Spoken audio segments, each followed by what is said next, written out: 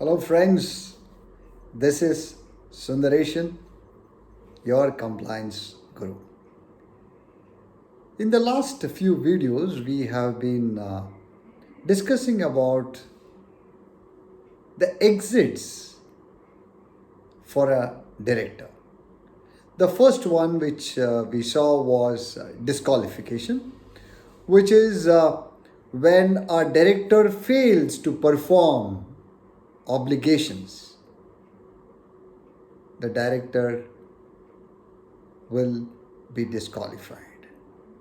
The second one was vacation of office, which is there are certain contractual obligations, there are certain duty of care and duty of loyalty, which if a director fails to perform, a director has to vacate the office.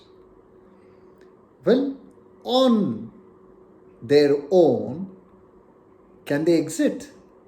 Of course. All it requires is a resignation letter. But today, resignation letters have become very, very complicated. Whether it was the resignation letter of Cyrus Mistry or a resignation letter submitted by Vishal Shikha of Infosys, or the independent directors at, say, listed companies. So, how should this resignation letter be? Of course, the simplest form of resignation letter that I have come across is I, Sundareshan, bearing DIN number so and so, hereby submit my resignation. That could be a very simple letter. Maybe to make it a little more meaningful, an addition of submit my resignation on health grounds. Well, friends, these are all resignation letters of the past. Now, resignation letters are becoming very, very complicated. In fact, a lot of directors put a lot of efforts to draft a proper resignation letter. Lengthy ones, short ones, with reasons, without reasons. So you have so many types of resignation letter today in the system. Okay. So once a resignation letter is submitted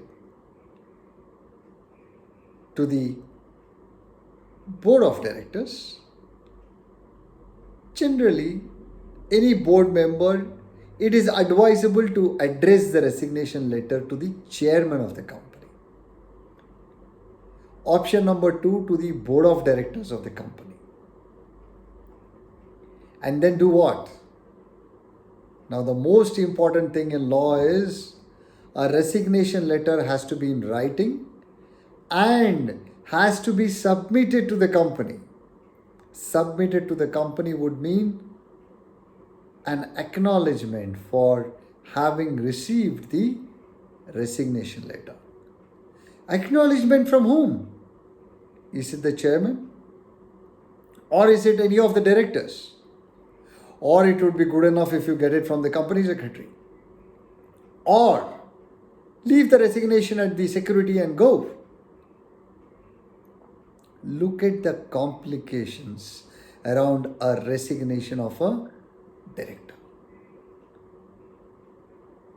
Well, after the resignation letter is received, the responsibility of the board is to place the resignation letter before the board and have it approved.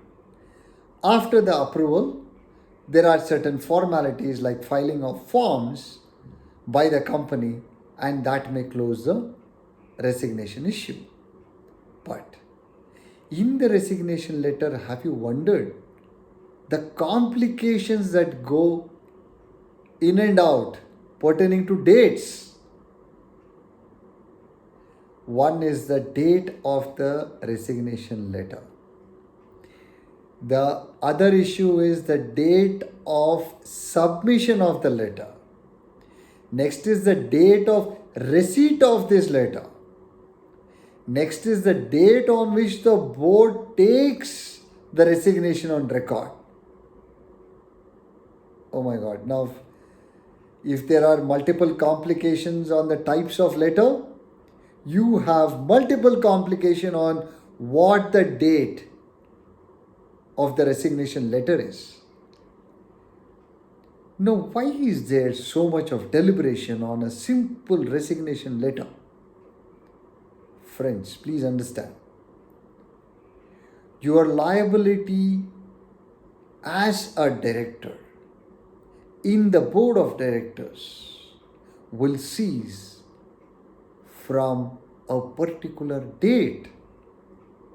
And that is the reason why there are multiple dates, multiple confusion as to what is the date on which a director will cease to have any further liabilities as far as a position of director is concerned.